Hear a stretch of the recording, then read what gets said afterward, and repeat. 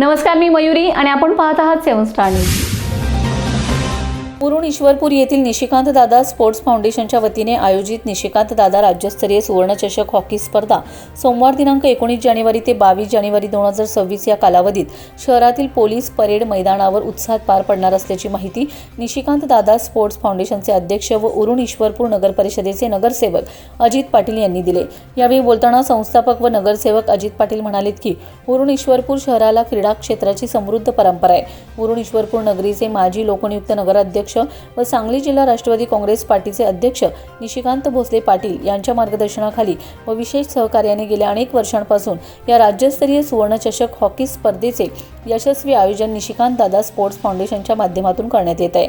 या स्पर्धेचे भव्य उद्घाटन सोमवार दिनांक 19 जानेवारी 2026 रोजी सकाळी 9 वाजता महाराष्ट्र राज्याचे माजी मंत्री व राष्ट्रवादी काँग्रेस पार्टीचे प्रदेश उपाध्यक्ष शिवाजीराव नाईक यांच्या शुभ हस्ते तसेच माजी लोकनियुक्त नगराध्यक्ष व सांगली जिल्हा राष्ट्रवादी काँग्रेस पार्टीचे अध्यक्ष निशिकांत भोसले पाटील व अन्य मान्यवरांच्या उपस्थितीत संपन्न होणार आहे।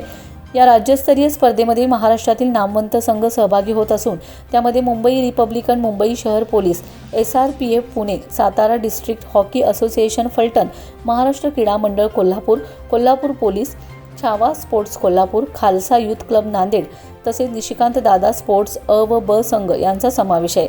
स्पर्धेचा अंतिम सामना गुरुवार दिनांक 22 जानेवारी 2026 रोजी सायंकाळी 4 वाजता खेळवण्यात येणार असून त्यानंतर बक्षीस वितरण समारंभ होणार आहे। हा समारंभ उरण ईश्वरपूर नगरीचे माजी नगराध्यक्ष ॲडव्होकेट राजेंद्र उर्फ चिमणभाऊ डांगे यांच्या शुभ हस्ते तसेच माजी लोकनियुक्त नगराध्यक्ष व सांगली जिल्हा राष्ट्रवादी काँग्रेस पार्टीचे अध्यक्ष निशिकांत भोसले पाटील यांच्या अध्यक्षतेखाली व मान्यवरांच्या उपस्थितीत पार पडणार आहे। तर या प्रतिष्ठेच्या राज्यस्तरीय हॉकी स्पर्धेचा आनंद घेण्यासाठी उरण ईश्वरपूर शहरासह संपूर्ण सांगली जिल्ह्यातील क्रीडाप्रेमींनी मोठ्या संख्येने उपस्थित राहावे असे आवाहन शेवटी निशिकांत दादा स्पोर्ट्स फाउंडेशनचे संस्थापक अध्यक्ष व नगरसेवक अजित पाटील यांनी केले। Laxman Patil, 7 star news, Ishwarpur.